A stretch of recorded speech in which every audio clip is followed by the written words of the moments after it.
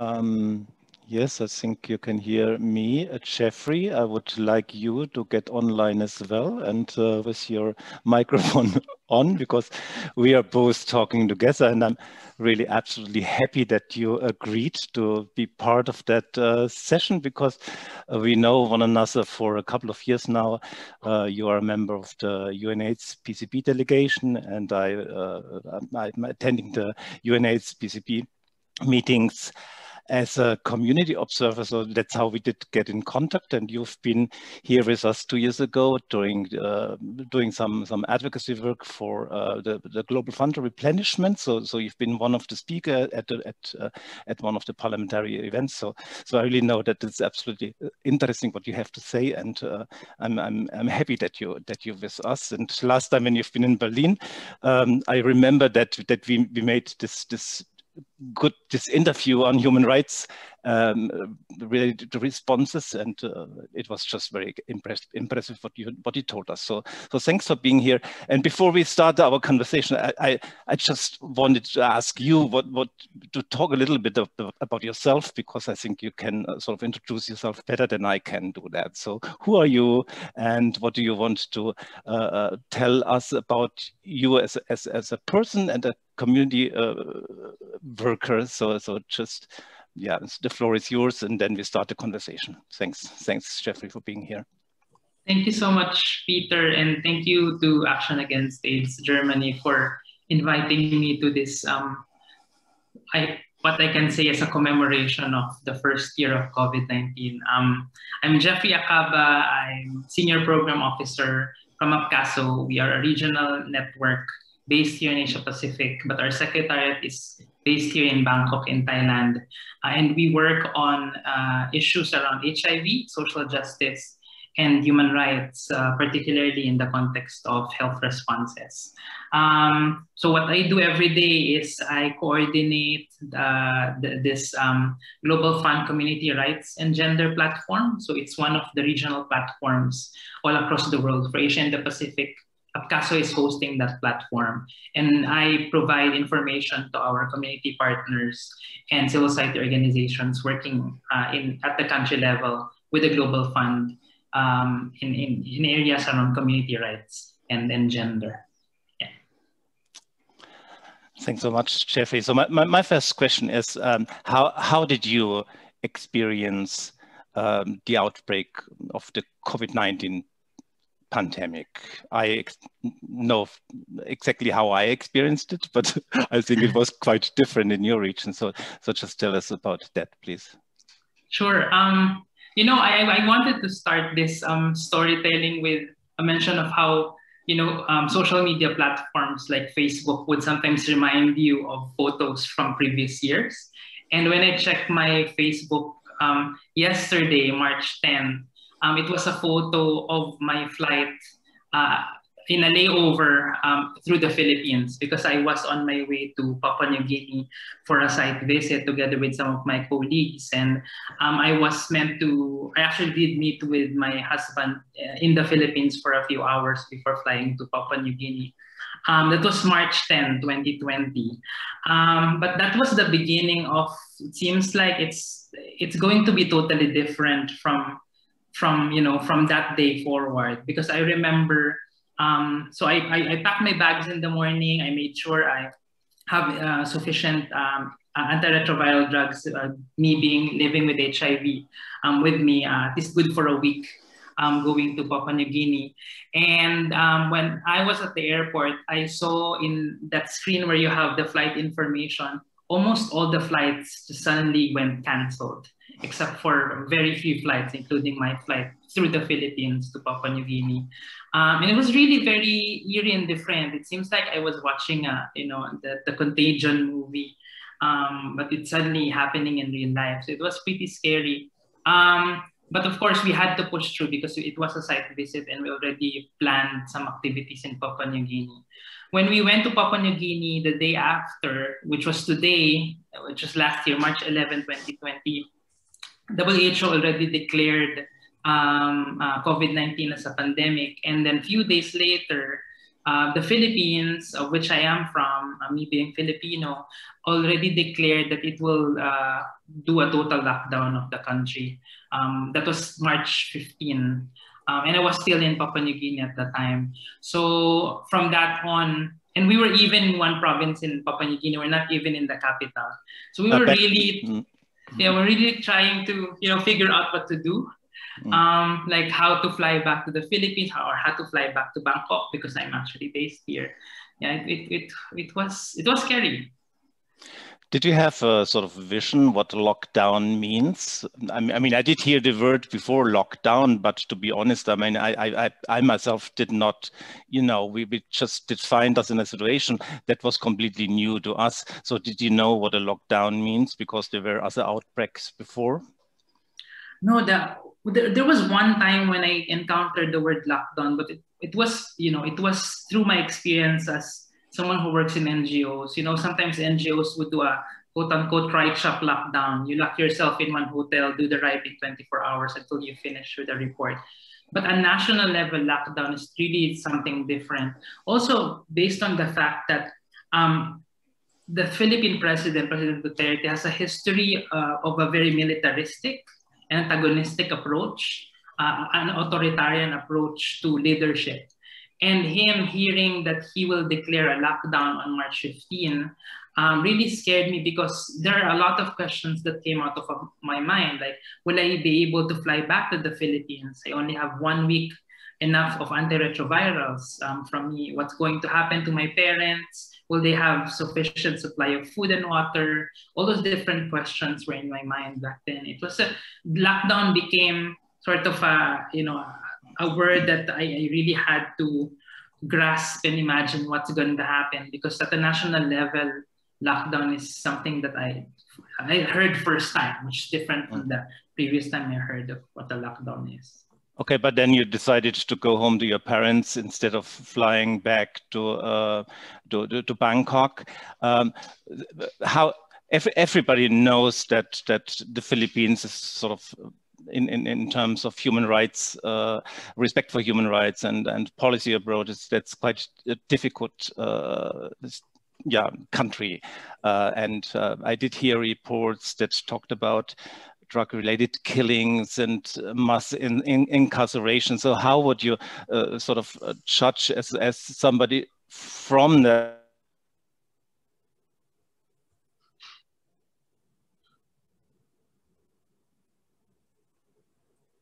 I think we lost Peter. How did you? Yeah. So just to respond, Peter, so I did decide to fly back because my layover flight was through the Philippines. I decided to stay in the Philippines because my husband was there and my family was there also. And because I only had a week worth of my antiretrovirals with me, and some of my medicines were back in Bangkok. Staying in the Philippines would be more beneficial for me, because at least I have contacts to my health facility in the Philippines. But going back to that announcement from the president, along with his military leadership behind him, declaring a lockdown really scared me, because when the lockdown started in the Philippines, at the very onset, there were already reports of young LGBTIQ who were found to be outside beyond curfews, wherein they were rounded up, and some of them were put in dog cages. Some of them were forced to kiss each other in public because they were violating the curfew hours. The curfew hours in the beginning of that lockdown was around 8 p.m. to 5 in the morning. So anyone who's outside were rounded up. But if they found out that you're a young LGBTIQ, lesbian, gay, bisexual, intersexual, transgender person, they would force you to kiss each other in public or do lewd, obscene dance moves in public as a penalty for being outside. And that really made some of the people very scared to go out during the curfew hours. We also were required to provide quarantine passes. So these are passes that is given to only one person per household. So in my household, me and my husband, we only had one quarantine pass, and only one of us can actually go out to buy food during that time.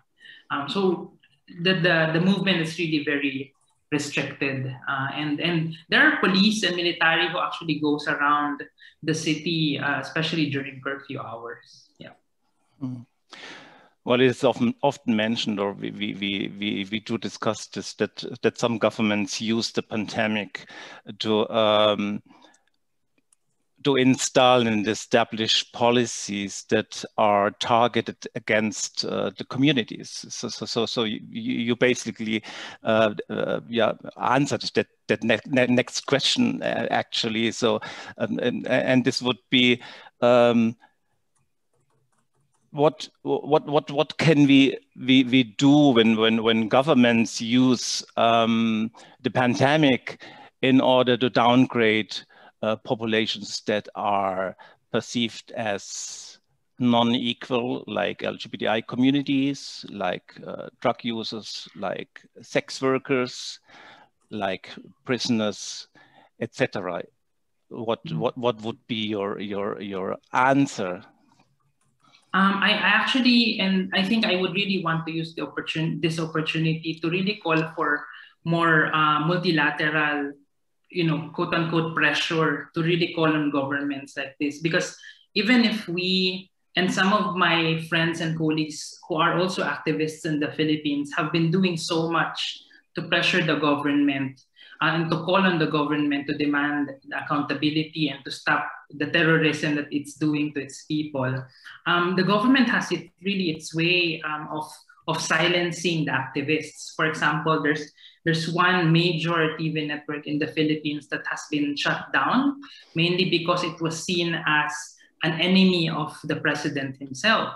Many activists, just this Sunday, 9 activists have been killed in a few provinces in the Philippines because they were being targeted to be part of a party that is contrary to the government.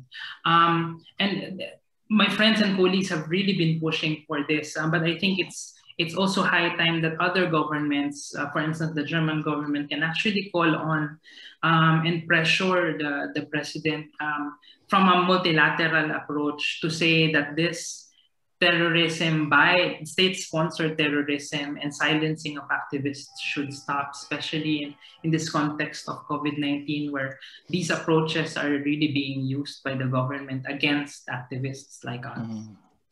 Did you experience something like closures of TV or freedom of expression? Are there examples in the Philippines that would target that? So even if the COVID-19 has already changed the way the Philippines is in terms of the health protocols that are in place, drug-related killings still continue in the Philippines. There were still news of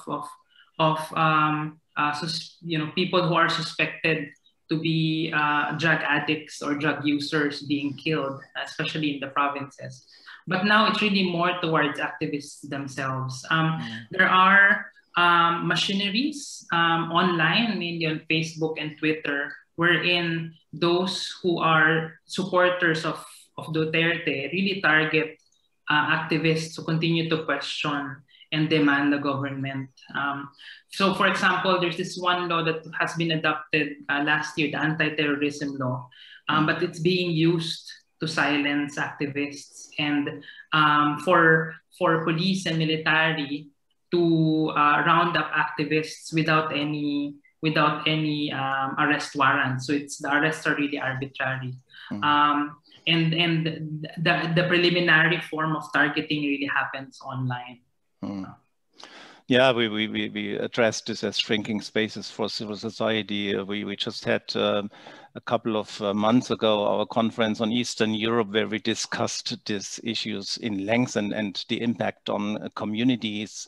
When I think about vulnerable key populations in Germany, it's as well drug users. First of all, I would say in terms of access to treatment and full coverage of treatment. It's migrant workers and undocumented people. And I mention that here because you are working as somebody from the Philippines in Thailand, and I'm aware of the situation that and it's not easy. So could you maybe switch a little bit on the situation that you're now in as a migrant worker in Thailand? So what does it mean being part of a vulnerable population that comes from outside working as a migrant worker? So what is your situation at the moment? Yeah, and I remember, Peter, when the last time we talked, we were still in quarantine here in Thailand.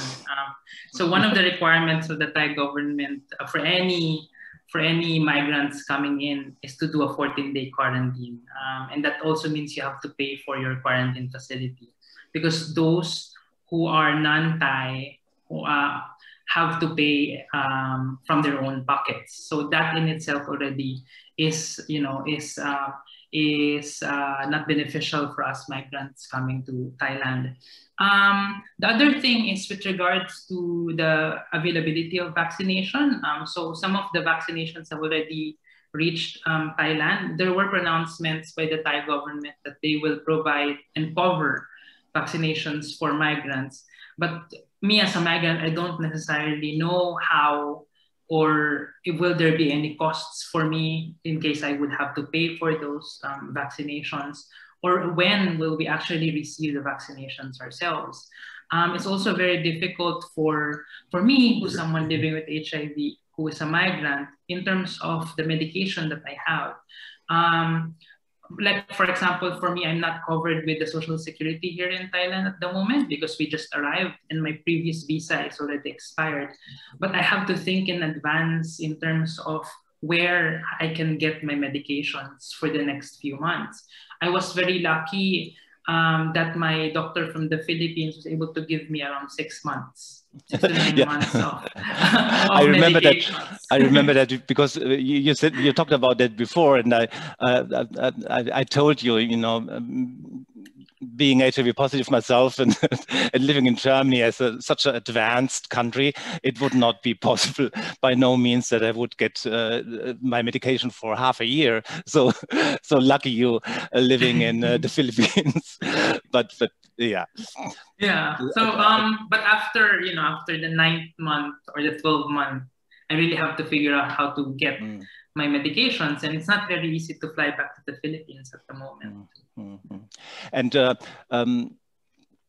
you talked now about your access to treatment. So how about the situation in Thailand? It's not easy politically at the moment. So in the news we hear about demonstrations and things going on, and I know that in Thailand, migrant workers from the Philippines and from Laos and all these countries around, their status is sort of precarious. It's not easy. So what is your situation? Do you feel somehow oppressed? Would you say your opinion whenever possible? Is it possible to speak out? So what is the impact there for you? Yeah. If I can describe it, we try as much as possible to be very careful as migrants here in Thailand. There was a new policy that was an announcement from the Prime Minister that was passed a few days ago, saying that any form of protests is not allowed. A foreigner or a migrant who is found to be part of the protest, you will be immediately be deported. That's how difficult it is here. Even online, even the conversations that we do online with friends or with other NGOs who are based here really have to be careful as well, because we know how some of the ministries within the government are able to track the conversation. So any words, I can't fully use some of the terms here, and this is how the experience is here. Yeah, I mean, there's a clear link between COVID-19 and xenophobia, COVID-19 and discrimination. we know that from the HIV epidemic. It has always been, you know, combined with this sort of stories on being gay, drug user, sex worker, whatever. So it was never ever a simple disease. And now, in terms of COVID-19, yeah, we sort of combine it somehow with migrants. Sometimes we talk about the Chinese disease. At least there was the beginning, and yeah, this has challenges in terms of yeah, respect for individuals and for human rights and so on. Clearly, so thanks so much. But generally speaking, I would say the idea to integrate migrants and migrant workers in terms of access to treatment and vaccination coverage, this is something good, something that we don't see in our country, and we sometimes think that we are sort of superior. I think this is a good sentence, so I made. My next question would be, is there anything we from the West could learn from the approaches that we see in Asian countries? We speak now very generally, of course. You know, each country has a different approach, and some are terrible, of course. Like we wouldn't want to have a situation like in the Philippines, but there are some other countries that might have lessons to learn. And yeah, and since you are an anthropologist as well, you might tell us a little bit on that. So what can we learn from Asian countries? Sure. I think it's more of the social norm that has been embedded into the culture of many countries in this side of the world. So just for example, you know, even without COVID, the way we greet one another, we don't usually shake people's hands. It's usually wai for Thailand, akawai in the Philippines, and many other different forms. And that really shows how respective of space sometimes mostly Asian cultures are. And that has impacted how mask wearing, for example, has been embedded into our culture. Another example is that whenever someone has colds or cough, especially here in Thailand and in Japan, we see that people already wear masks at the very onset, so as not to, people always think about other person's circumstance or condition, that they don't want to harm others. I think that's been embedded culturally in our life ways. So when COVID-19 hit, it's very easy for people to adapt to mask wearing. The other is more something that I just realized lately is more in terms of the climate change. For example, here in Thailand, every first few months of the year, there's really a thick smog, and there's an encouragement to wear masks to protect from the smog. And you'll really see people outside, even before COVID, people are really, really wearing masks during the first few months of the year. So mask wearing has become a norm already in some of these cultures. There are, of course, pros and cons with that kind of norm. Of course, and also the kind of culture that we have, the obedience to authority, which is very common in Asian cultures. That also shows how, especially the older generations in this part of the world, just obeys without. It was common for our older generation as well. So we don't talk about history now. But when I traveled a lot through Asian countries, and of course I was aware of this mask wearing thing, and I always thought, somehow. This is strange because we don't have this habit, and it would be just absolutely not possible to envision that Europeans would wear masks. So nowadays we learned to do that. But at the beginning, seeing somebody in masks sitting in a subway here in Berlin, you would think, okay, this person might have, some problems, or it could be a little bit scary because he might have a whatever disease, and you say, yeah, this is for the protection of others. And then we see examples from the United States, for example, you know, where when you could identify Republicans as people that would generally not wear a mask, and Democrats would wear masks. So it was sort of politically instrumentalized, which is another layer that is really, really strange. But yeah, thanks for these examples. But I interrupted you because I wanted to sort of this obedience thing. I think we have some stories to tell as well here, but please go ahead. Sorry. No, that's okay, Peter. Yeah, because like we see that mostly young people themselves were the ones who, you know, would really wear masks, not because they're obeying authority or the government, but really because they want to protect others. And it has become more fashionable, especially for young folks, to really wear masks. But if you ask older generations on why they wear masks, the first thing that they will say is because the government is telling us to do that, but they don't really understand the purpose of doing so, especially in countries where authoritarianism is, you know, becoming the norm, mostly Southeast Asian countries. Yeah. So the fact that we in the West learned these lessons, how do you think about that? I think it's a matter of adapting this norm that wearing masks is not really about ourselves. It's about taking care of the other person. And I did see, you know, this mask wearing fatigue, but I think if we think about that, mask wearing is not just for ourselves, it's also for the other person, for our family, to those who are around us.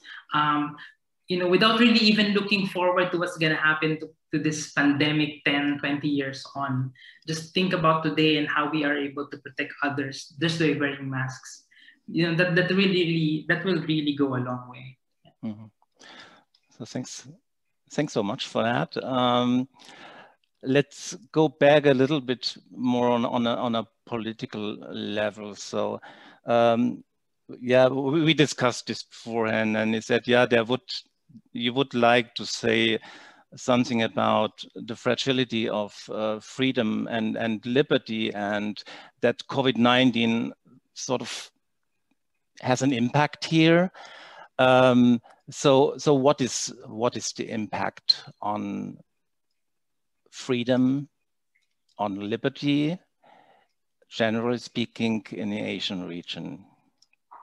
I think especially authoritarian governments have really used COVID-19 as an excuse to put in place policies that will be, you know, that will allow them to consolidate more power. We see that from the Philippines to what's happening in Myanmar now, to what's happening here in Thailand, that and in South Korea in the very beginning of the pandemic as well, that they have really put in policies that make sure that people obey to the rules, and that if you don't follow, there will be penalties. And this has also been used to target specific populations, especially key populations. There have been experiences in India, for example, in Indonesia, wherein transgender people are being targeted to be ostracized and to be ridiculed because of their gender identities. And that, you know, these policies that has been enforced by governments have actually allowed them to do so. And even be penalized, that this population be penalized just because their gender identity is different. In the Philippines, what has happened is that this COVID-19 has not only put in place policies that would strengthen the government's rules and regulations to counter terrorism, but really, in fact, it's targeting activists who continue to question the governments in its ways. And the approach has always been very militaristic. You'll see in the Philippines specifically that those who are people in power, or those who make decisions from the vaccine to the prevention, are people who are either retired from the military or active military personnel, which is totally different from what COVID-19 really is. It's a public health situation, it's a public health issue. But governments tend to move towards a very militaristic and police approach. So COVID-19 worsens the situation and is sort of putting even more dangers on key populations, and it's used politically. Yeah, and it has also been difficult for us activists to mobilize and even do public actions and social campaigns because well, number one, you're not allowed to gather publicly. But at the same time, if you do gather, like some of the protests that has been coordinated in the Philippines, the government will use its military force to stop and halt those protests in the name of COVID-19 health regulations and protocols, which is really absurd. Yeah. What can we do as a global civil society to challenge that? Is there anything we can do? You are in UNAIDS PCP, you know UNAIDS policies. What is your idea? How could we possibly respond to that? I think if we can actually continue to put international pressure, which I think is, I mean, sadly, it's because of COVID-19, the world and the national governments, in the spirit of international cooperation, has somehow been forced to focus on COVID-19 alone. But we all know that, like in HIV and other diseases, health is interrelated with other rights, with other human rights. If we can actually continue to do the international pressure that has already been started even prior to COVID-19, some of the UN agencies like the UNHCR have already started and still continuing the reports and the calls against the Duterte government. If we can actually support those actions, even if we are not from the Philippines, that will be really helpful for the country and for civil society organizations who work on the ground. Yeah, I definitely think this is a global civil society issue, isn't it? And if I look at the upcoming UN high-level meeting on HIV in New York, we discussed that, and you are aware that there was this decision about 1/3 of the member states there. I don't have the concrete exact figures, but some of the states would sort of tried to exclude the participation of civil societies on the ground at this high-level meeting. And we have this constant issue at the UNAIDS PCP meeting where states like, I don't want to I mentioned them, Russia, for example, and Iran and India, they really give us a hard time, and they want to exclude civil society. It's their aim to exclude our voices. So I think, this probably gives us another chance to discuss that when the UN high-level meeting takes place. And are there any preparation from your organization at the moment? But this is a very short question, but since we said that it doesn't make sense to look at COVID-19 alone. I mean, the issues are the same and the key populations are partly the same. So what is your idea, or how could we use that meeting in New York to lobby for civil society integration? From our part, from APCASO, we have started our discussions with ICASO, the International Council on AIDS, of AIDS Service Organizations, to plan ahead how we can engage with the multi-stakeholder task force, which will be convened by UNAIDS. And the task force will actually help guide how the upcoming UN high-level meeting will be decided and formed. But I just wanted to go back a bit, Peter, to what you said. This is actually a time when, especially for us working on HIV, we really have to be very vigilant at how other governments have really decided on so many different issues and things. And while some of us who are who belong to progressive governments have really focused so much on COVID-19 and to really make sure that there's an international priority on COVID-19 to immediately end this pandemic. There are conservative governments out there who are actually using this to push for more conservative stances.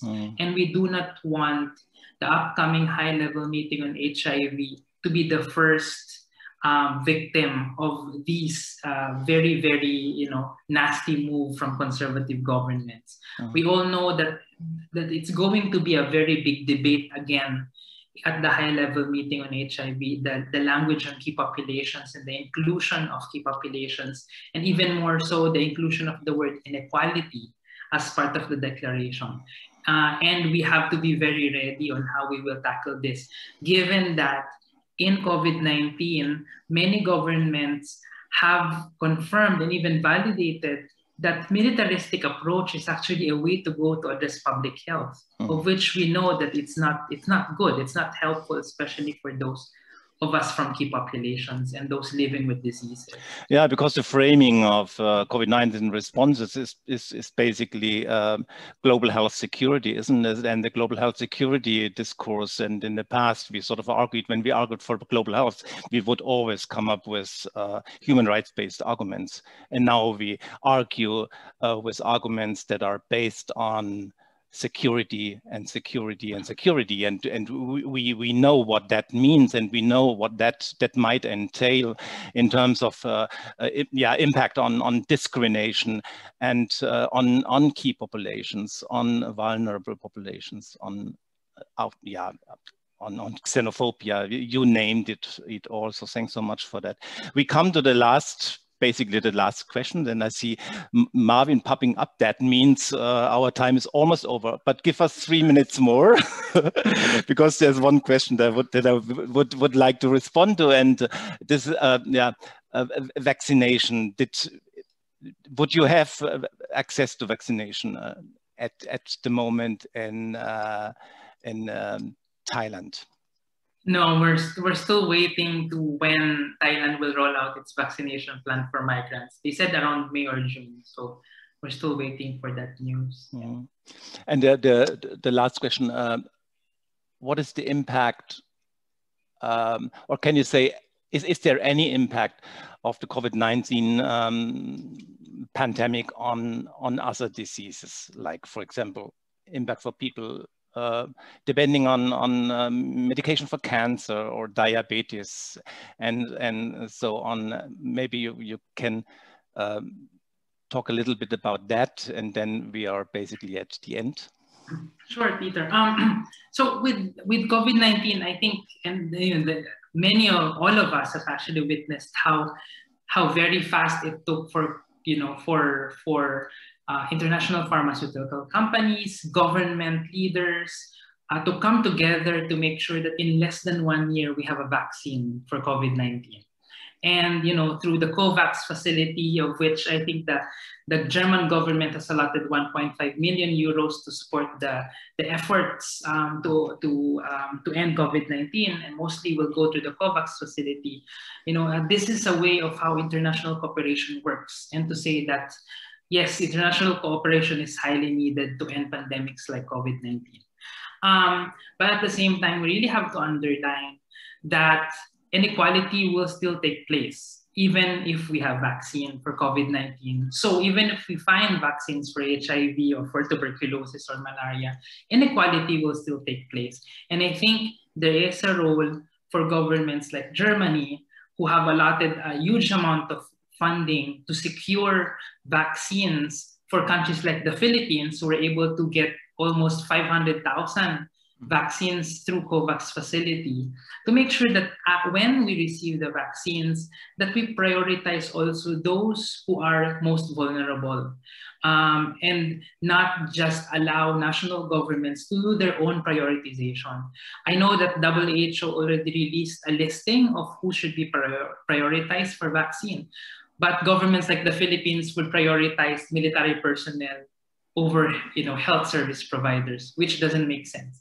And I think governments who have provided amounts of money for COVAX should really play a critical role to make sure that these vaccines will be worth it for the countries who will receive these vaccines on the other end of the line.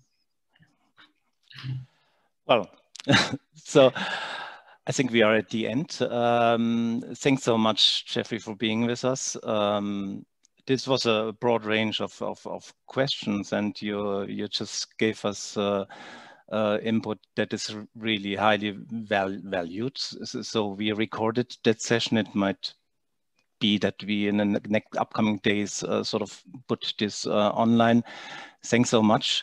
Next time when you're here in Germany, I promise you we are going together to the Nofretete, because this didn't take place last time. There was simply no time with all the meetings in the parliament that we had. So next time there will be there will be time to look at that as well. Thanks so much to you, and I hand over now to Marvin and get offline, not offline, but